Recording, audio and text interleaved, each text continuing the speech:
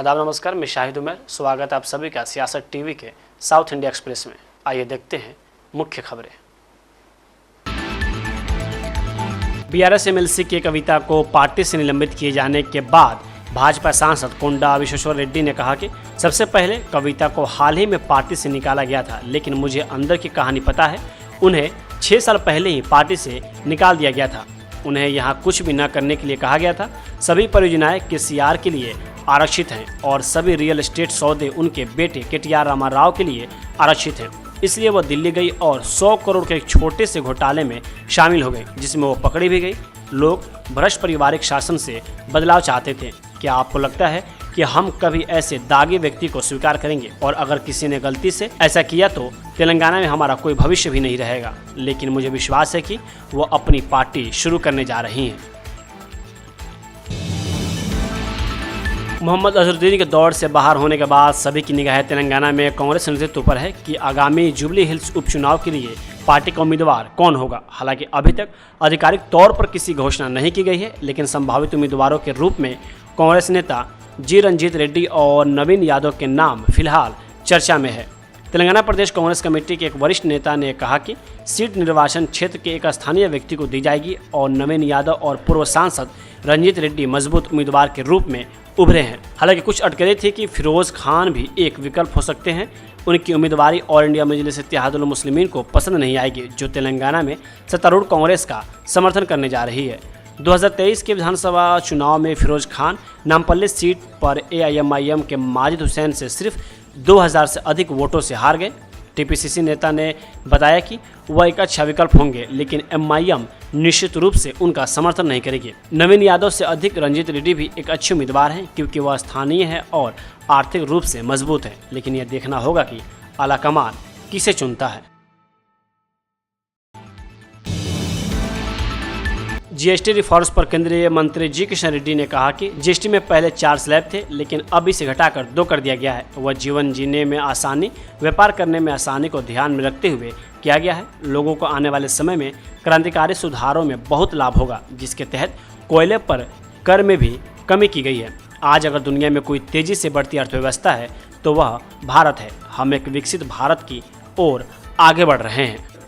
4 type का GST था, अभी 2 टायर भारत सरकार ने किया है। Easy of doing business, easy of living, इसी उनसे हम जो जीएसटी में अलग अलग रेवोल्यूशनरी स्टेप्स भारत सरकार ने लाए। आजाद के बाद पहली बार टैक्सेशंस में जीएसटी के साथ साथ आने वाले जो रिफॉर्म्स लाए, कल का जो नरेंद्र मोदी जी 3.0 का जो आज रेवोल्यूशनरी रिफॉर्म्स है, न्यू जनरेशन का रिफॉर्म्स, इसका आज कल रिफ्लेक्ट हुआ है। वैसे ही हमारा कोल का भी जीएसटी में जो प्रीमियम था वो टैक्स कम, इस जीएसटी के रेवोल्यूशन के कारण हमारा कोल में भी टैक्सेशन कम हुआ है।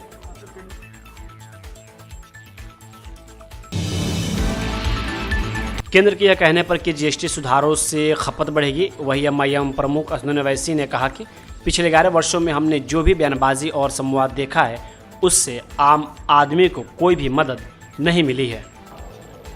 जो यूनियन गवर्नमेंट के जो लार्जेस्ट रेवेन्यू स्ट्रीम्स हैं, उसको आप आउटसाइड डिवाइजिबल पूल रख रहे हैं। एक सेस एंड सरचार्जेस है, दूसरा नॉन टैक्स है, तो स्टेट्स को लेके आई ना इसमें। फिर आप स्टेट्स कैसे चलाएंगे भाई? These are all rhetoric, dialogue, which we have seen in last 11 years. It has not helped the common man. Sir, आपने कोरियर की बात की है। कई सारे ऐसे कमोडिटीज है जैसे बेसिक ऑयल, शैम्पू वगैरह उतारा गया है, तो आपको क्या लगता है कि कोई और चीज़ पर उतारना चाहिए? मैंने आपसे कहा ना कि मिसाल के तौर पर जो रिफंड प्रोविजन है इनपुट टैक्स क्रेडिट का, इसमें कोई प्रोविजन ही नहीं है रिफंड का। अब मेरा 28 लाख का सामान है, आप उसको रिफंड का क्या करेंगे? फिर आप, मिसाल दे रहा हूं आपको, उसको क्या करेंगे आप? तो ये चीजें हैं। अब जो आपका इनपुट मटेरियल है टेक्सटाइल का, फुटवेयर का, वो हायर फिनिश गुड से ज़्यादा है वो, उसको क्या करेंगे आप?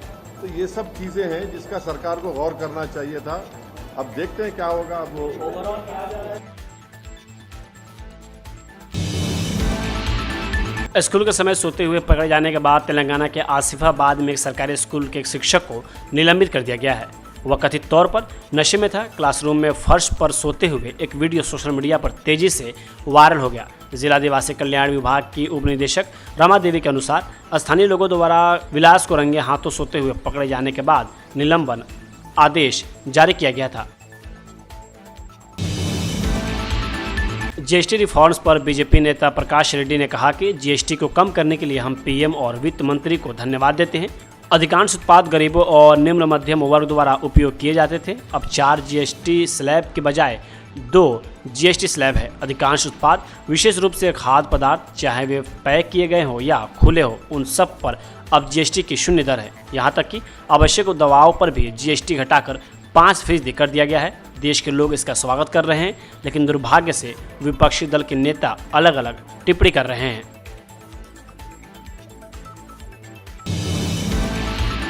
केंद्रीय गृह मंत्री अमित शाह 6 सितंबर को हैदराबाद में गणेश निमज्जन उत्सव में भाग लेंगे। मुअज्जम जाही मार्केट में वो भाग्यनगर गणेश उत्सव समिति द्वारा आयोजित वार्षिक शोभा यात्रा में शामिल होंगे। इस अवसर पर वह उपस्थित जनसमूह को भी संबोधित करेंगे। समिति हर साल इस शोभा यात्रा में भाजपा, आरएसएस, विहिप और अन्य हिंदू संगठनों के नेताओं को आमंत्रित करती है।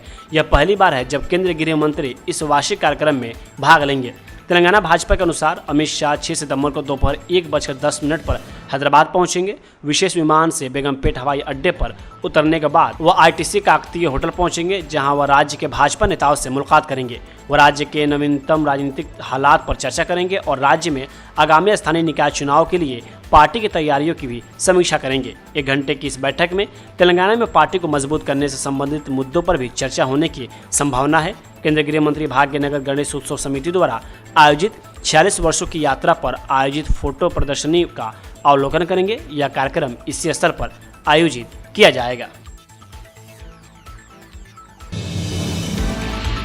जीएसटी रिफॉर्म्स पर कर्नाटक राज्य के गृह मंत्री जी परमेश्वर ने कहा कि इसके 2 भाग हैं। एक यह कि सभी आवश्यक वस्तुओं के लिए उन्होंने जीएसटी को 5% तक कम कर दिया है और कुछ मामलों में शून्य भी कर दिया है। निश्चित रूप से यह एक स्वागत योग्य निर्णय है। हालांकि साथ ही 28% और 40% जीएसटी वाले उत्पाद भी मौजूद हैं। अन्य देशों में उनके पास एक समान जीएसटी है। भारत सरकार को भी कुछ इसी तरह पर विचार करना चाहिए। उन्हें कुछ पैसे का नुकसान हो सकता है, लेकिन यह मददगार होना चाहिए। आगे उन्होंने कहा कि उन्होंने गैर बीजेपी शासित राज्य के सुझाव पर विचार नहीं किया।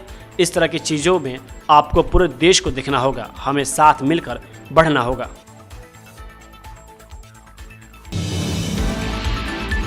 वरिष्ठ कांग्रेस नेता और राज्यसभा सांसद पी चिदम्बरम ने केंद्र सरकार द्वारा हाल ही में जीएसटी को युक्तिसंगत बनाने और दरों में कटौती का स्वागत किया है, लेकिन इस कदम की आलोचना करते हुए इसे 8 साल की देरी बताया है। एक्स पर एक पोस्ट में चिदम्बरम ने कहा कि मौजूदा जीएसटी डिज़ाइन और दरों के शुरू में ही लागू नहीं किया जाना चाहिए था। उन्होंने आगे कहा कि विपक्ष ने वर्षों से इन मुद्दों के खिलाफ बार बार चेतावनी दी थी, लेकिन उनकी दलीलों को अनसुना कर दिया गया। चिदम्बरम ने लिखा कि जीएसटी को युक्तिसंगत बनाना और कई वस्तुओं और सेवाओं पर दरों में कमी स्वागत योग्य है, लेकिन 8 साल की देरी हो गई है। जीएसटी का मौजूदा डिज़ाइन और आज तक प्रचलित दरें शुरू में ही लागू की जानी चाहिए थी। हम पिछले 8 सालों से जीएसटी के डिज़ाइन और दरों के खिलाफ लगातार आवाज़ उठा रहे हैं, लेकिन हमारी दलीलों पर कोई ध्यान नहीं दिया गया। चिदम्बरम ने सुधारों के लिए सरकार के समय पर भी सवाल उठाए और अचानक बदलाव के संभावित कारणों पर अटकलें लगाई। उन्होंने कई आर्थिक और राजनीतिक कारकों का हवाला दिया, जिनके कारण 8 वर्षों के विलंबन के बाद यह निर्णय लिया गया, जिसमें अमेरिका में भारतीय वस्तुओं पर लगाया गया टैरिफ तथा इस वर्ष के अंत में होने वाले बिहार चुनाव शामिल है।